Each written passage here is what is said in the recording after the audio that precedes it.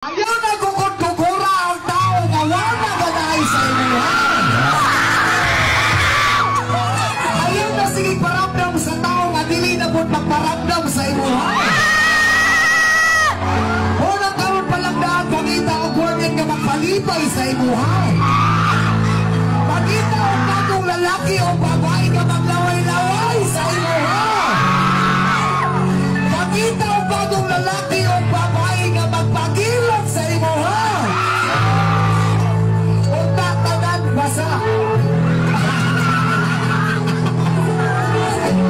Yes man, so wala nakapagod niya para ni sa inyong tanan. Para sa ito anay. Actually, nagawiyang po ko sa una.